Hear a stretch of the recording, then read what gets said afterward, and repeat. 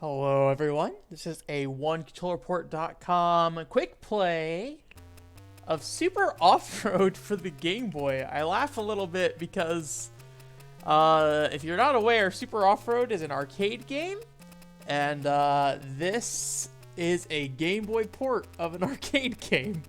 So basically it's like a top-down racer kind of thing. I'll go ahead and put our name in here. And in the arcade game, you had like a steering wheel set up in front of the machine. Can I do it? Oh, I didn't pick a country. I guess for whatever default country is. Basically, there's like a steering wheel in front of the machine, and you can use the steering wheel to kind of like drive around with this course, basically left and right. And I think you had a pedal as well. I'm gonna go ahead and just invest in some speed. It's a pretty fast arcade game, and the nice thing about the steering wheel is you can kind of make like slight turns, and then also like really hard turns as well, like similar to the way you would expect of like an analog stick or something. This Game Boy version, first and foremost, runs a little slow. It's a little chunky, and B, you have a D-pad, so you really can't turn at a faster radius than what you're seeing here. Like, I'm holding the D-pad right now. Like, that entire turn I was holding the D-pad trying to turn. So it's like you get these really wide turns in this version of the game. Which I will say in like the original Super Off-Road, there's kind of a there is kind of like a slide around turns a little bit, but like I said, with like the steering wheel, you can kind of cut turns a little easier. In this one, every turn is like a weird slide. So, like, you can really cut angles, you know. I guess in the Game Boy, I guess what I'm trying to say is in the Game Boy version, like, because you have this determined slide every time, like, if you hold on the D-pad, you can't, like, change the speed of that turn, really. You can kind of, like, find parts on the course where you can turn really early and then, like, cut around real quick like that. And then try to save time, which, you know, in the arcade version, you would have the ability to kind of, you know, make adjustments to that turn as you wanted to.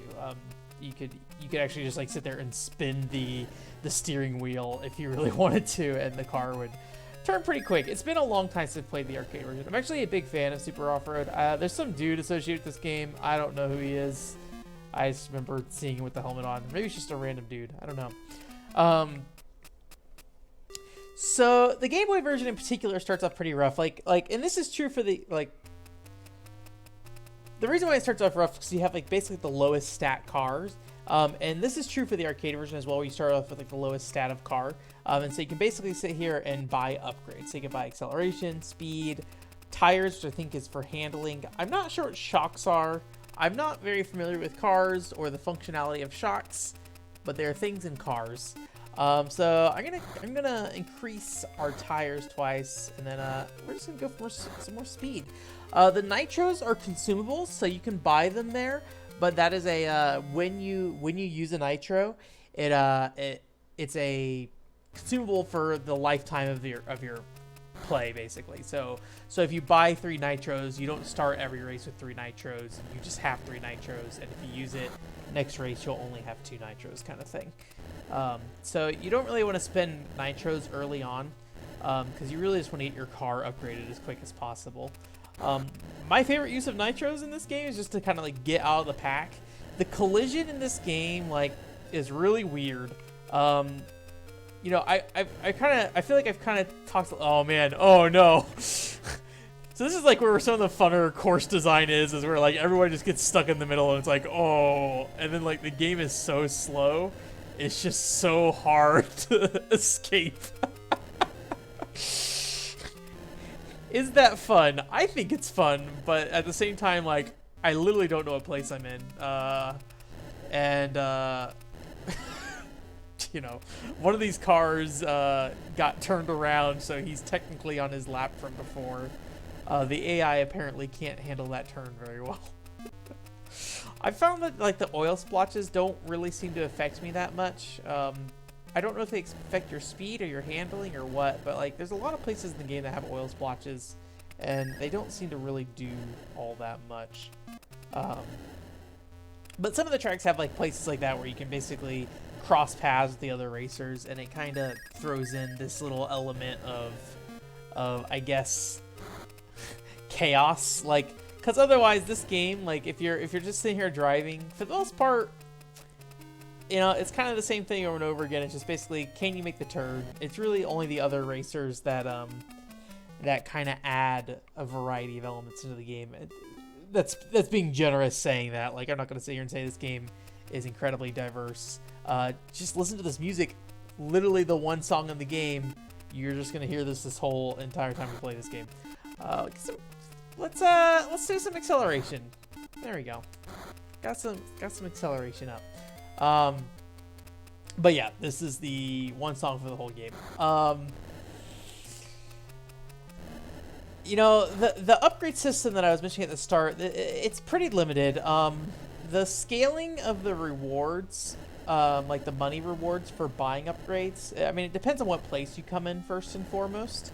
But the scaling doesn't seem really fit for a portable release of something, or something that is like, you know, theoretically you're not pumping quarters into. So like, you know, ideally Super Off-Road, if you're playing the arcade version, for them at least, you know, you'd be putting some quarters in, and then you'd only play as long as your quarters let you, basically. In the Game Boy version, you have like a certain number of lives, so you basically, I believe you can't come in 4th place like 3 times or something like that. So you just gotta basically be careful not to do that. Also, as you can see, we're picking up money in Nitro on the course, so that is a collectible you can kind of go after. Oops. But it's pretty quick and easy to get your truck upgraded, and this game kind of just gets better as you upgrade your truck. Like, I would say it still feels sluggish. It's still pretty choppy. I don't want to say this is, you know, like a amazing port of this game, but it becomes more playable as you kind of play more. Ooh. Oh. Okay. In terms of like the course design, though, I'd say like most of these course elements don't really seem to matter that much. You know, you can kind of launch yourself into the air by nitroing off like that center area up there. But for the most part, like gravel and stuff like that doesn't seem to have any real effect on you. Okay. All right. I don't know what shocks are. We're gonna invest in them. Invest in shocks. And let's get some speed up.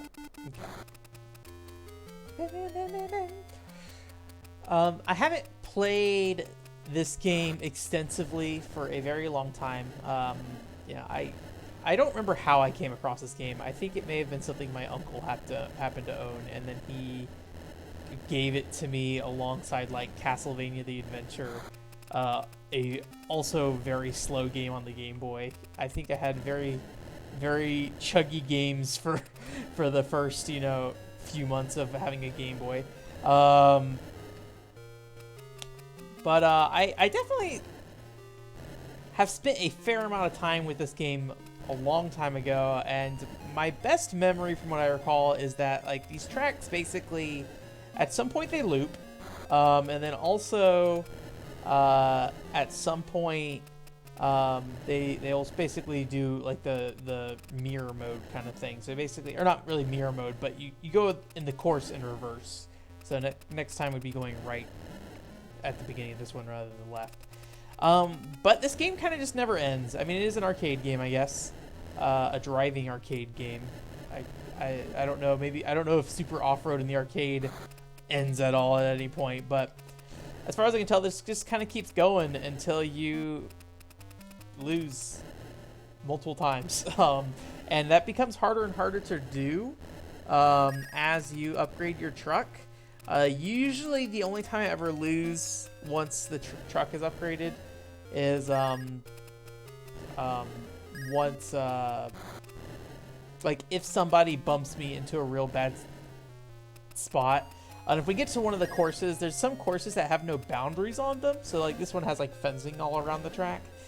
Some of them have no boundaries at all, and it causes some problems with the checkpointing. So basically, the game checks on at certain parts of the course to say, hey, you're still doing your lap properly.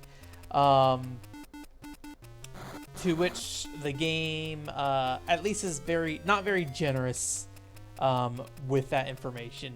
So you'll race, and then all of a sudden somebody else finishes first, even though nobody's ever passed you, and you're like, I must have like fell off somewhere. So I always feel like that's kind of like where you lose most of your lives in this game. There's also courses where you can get bumped by another player and just really get messed up, and you have to like spend a ton of time turning around. But generally, I feel like once you have your truck upgraded, you know, I'm pulling ahead here pretty quickly, and I generally can maintain this lead for the most part. I would say the AI is not a particularly hard challenge in this game. Hitting walls definitely slows you down, but as long as you don't stay on the wall, you're fine. Some of these angles are weird. Like, you can kind of see that I'm like slowly drifting right, even though my entire car is facing left. Yeah, it's just kind of a weird thing. Basically, the game like kind of operates in a way where it's like, when I'm turning here, I'm just holding left. I'm not like pressing a direction that I want to go. So if I hold left right here, I turn left. So it's just left and right, and that rotates your car in that direction of which you're holding.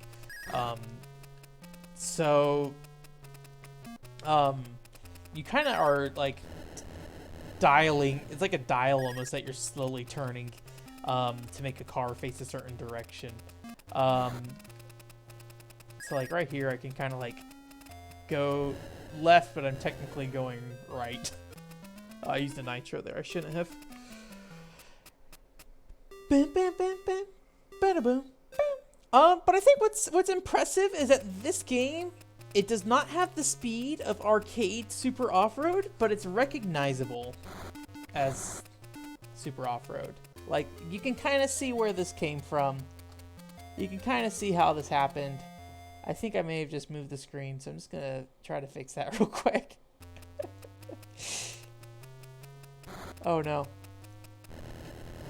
Alright, we're good. I tried to do something, and I messed it up, so I'm just not going to try it anymore. The game looks fine on screen. Anyways, but, yeah, this course you can get messed up on. So, like, basically, if somebody, like, clips you while you're coming down, like, if somebody coming down this pipe clips you while you're jumping over, they can kind of push you down the ramp, and you are kind of stuck facing the wrong way. So I think you can also get between those barricades there, and that technically doesn't count as like you know, continuing the lap. So if you go through there, you have to like kind of back your way out. Oh, so that guy just up there just got turned around because he got like stuck on the wall, and then it's like, okay, well, I guess I'm just gonna go all the way around again. Oh no, nitro to get past them. I played Super Off-Road recently, a handful of years ago. I still think that game holds up pretty well in the arcade. There are other versions of Super Off-Road. I have no idea. Oh no, this traffic jam. Oh no, let me through, thank you. I don't really know what other versions of the game are out there. I'm gonna guess like Super Nintendo probably is. There's probably a Genesis one or something. I'd be curious to see like how responsive those games are. This feels super sluggish even if you upgrade the car, but it kind of feels weirdly good for the speed. Like, that's the strange thing, is that like I don't think it feels bad per se. It doesn't feel like Super Off-Road, but it doesn't feel like the game is unplayable or something like that. It just feels good for the pacing of the game. I hesitate to say good, but maybe appropriate. Oh no, I didn't upgrade anything. That's fine. I really want to see the course where there's no barricades. That's really the big thing I want to show you before I wrap this up. While I'm waiting for that course, though, I really don't think I have anything else really to say about this game, unfortunately, because this is more or less it. We're already repeating courses. One thing I really like to do, if you ever see this game, and people will hate you for doing this, because like the worst thing you can do at any free play arcade is shove a bunch of credits into a game that doesn't really know how to handle that, and will basically prevent the game from ending. It sucks, it's awful, and you shouldn't do it, so don't do it. I've learned my lesson. It's kind of a jerk thing to do. But in saying that, you can basically give yourself infinite money in off-road, because every credit like gives you extra money in Super Off-Road in the arcade. So if you have a free play arcade, you can just keep getting yourself money, and you can load up on Nitro. And this, you could probably do this eventually if you cared enough in Super Off-Road for the Game Boy. But basically, you can just spam the Nitro button the entire time and just like spin the wheel, and the game like does not know what to do with you nitroing nonstop at such high speeds, and you just go flying everywhere. It's great. I'd recommend it. Doing that if the game can be reset by somebody. I guess. I seem to recall Super Off-Road being a game that if you didn't if you had too many credits in it, then it wouldn't it would just basically sit there and be useless, unfortunately. So here's the one course I really want to show you. It's the one without boundaries. The reason why I want to show you this is see if we actually get see if we actually have any problems. But basically, like, that guy just bumped me, so I'm just like way off over here. I can't just drive back onto the course though, because there's certain checkpoints that the game checks. But the first time you play this, you'd have no idea to know that there are certain checkpoints. And sometimes when you're doing things, like if you're cutting this corner way too sharp, well, I just got stuck on a weird collision there. Like if you cut the corner way too sharp or just go way too high on this hill, the game's like, sorry, you didn't complete a lap, and won't let you actually finish a lap, which is hard because like these turns are wide that you're doing. So it's not like, you have the greatest control of like how close you have to cut it. And most of how you get ahead in this game is kind of just lining up your turns like that. That right there, I don't know if that was like that counts. That right there, I don't know if that counts either. Like I may be completely screwed at this point, but it'd be too much to go turn back around at this point. So I'm just going to risk it. I may technically be in 4th place. I'm guessing the AI might be checking for those checkpoints, but I don't know for sure. But I think this is one of the only levels in the game that does this. For the most part, from what I recall, we've pretty much seen every level in this game. There's not a lot of them. This is kind of it. I would not recommend ever playing Super Off-Road for the Game Boy, or at least, in playing it, don't spend a lot of money on it or really go after it, I guess. I don't know. It's not a bad game. Like, I'm actually having some fun with this. But there's definitely a lot better games in this style out there. I'm not particularly familiar with the Game Boy's racing library. Oh, I did win. Cool. So I can't really say how this compares in comparison to other racing games on the Game Boy. I actually don't have a ton of experience with racing games in general, but I think even I can look at this and say, this is maybe not what the game needs to be.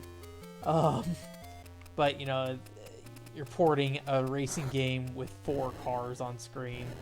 But like we're at a fully maxed out car now, and I feel like, it's not fast. Like I said, it's still sluggish. You've seen the whole process at this point. It's pretty slow, especially compared to the arcade game. But, it's not unplayable, I guess.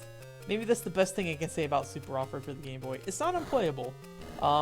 There is strategy to this game. And I feel like at least the turns, even though they're different from how the arcade game's turning works, I think the turning is has its own strategy to it, in terms of like cutting corners. You really have to know when to start turning, and like places like there, like where you use the nitro to kind of like get past people who are about to cross over. I think that's like a level of strategy there. I think the biggest problem is just there's no real progression to this game. As far as I can tell, this just goes on forever. There's, once you level up your car enough, then you're just kind of, all you do is buy nitro. And, enjoy the number of nitro you have. I'll be honest with you, I have no idea what any of the numbers on the bottom screen mean. I assume the bottom right hand is a timer, but I don't know. I have no idea what any of those are. So I think that might be it, though. We have gotten more winnings, but we are the best person we can be because your self-worth is judged by your car, just so you know. So be very very invested in your car because you are who your car is, I guess. Is this a different course? I don't remember if we did this one yet. We'll do this one last course. We did do this one. This is, I think, the first course maybe. Although I like this dumb hill up here. Like, any kind of like side hill in this game. Also, this section up here is the worst. All the wall collision is just like really difficult to tell where it begins and where it ends. But like that hill is just weird to go down. Like it doesn't feel right when you're going down it in terms of like the angle you're supposed to be at to go straight. It just feels like you're constantly drifting. So now that I have way too much money, I basically can just nitro all day and not be worried about it other than just messing myself up. I think the bottom left might be nitros, but like if you notice the value there is like, it's like an extra, I think it's like 10 points is a nitro maybe, because like, watch, I'm gonna use the nitro and it's gonna go down by 10 points. Let me get past this garbage area first. So yeah, it went down by 10 points. So maybe they add up nitro at like a singular value, and so technically you could get like a mix of nitro points. So yeah, it looks like every lap you get 1 point towards your nitro. So every 10 laps you get a free nitro maybe, and then these little guys like boost your nitro, which might be why I never understood what that value was down in the bottom left hand corner. Because why would you count your nitros in decimal points, I guess? Not really decimal points. There's no decimal point. Oh my gosh. Like I said, collision on these walls, maybe not the greatest. So that's it for Super Off-Road. Bam, bam, bam, bam. Bam, bam, bam. Thanks for coming. OneControlReport.com is the website. Got a weekly podcast on there. If you had it, I have the E3 podcast up this week, but the week before is the podcast that really matters. I had Rowan Carmichael from Platforms and Pitfalls on to talk about Gun Gauge. So if you're interested in Gun Gauge, please go check out that podcast. Hopefully gonna have a video review coming up at the end of this month. Castlevania 64, I think, is what it will be. It may possibly also be QNX Fighters 98, but we'll I don't know. I think it's gonna be Castlevania 64 though. I gotta start working on that this weekend because I am falling behind on these videos. Which I've been working on the Castlevania 64 stuff for a long time, but it's been kind of a mess. And I'm probably going to hold off on doing the weekend quick hit posts because I really do want to focus on trying to get the videos caught up because I'm still kind of falling behind on those. So I don't think there'll be any weekend quick hits for a while, at least nothing this week for E3 week because there's literally just too much stuff, and you know, it's whatever. Weekend quick hits posts is fun to do, but it does take a lot of time for how little it might not seem like. It's basically 5+ news articles, not even news articles, like blogs about news articles, because I typically don't even talk about the news story. I'm just like, hey, I'm going to talk about this thing I think is cool about this game. And then I stream every Thursday at 7 o'clock Pacific time. We've been streaming Doraemon, the first one on Nintendo 64. It's like a cool Super Mario 64 like platformer. So yeah, again, OneControlReport.com is the website. And I have an archive for all those streams on the website as well. So thank you for coming, and I hope you have a great week. Bye.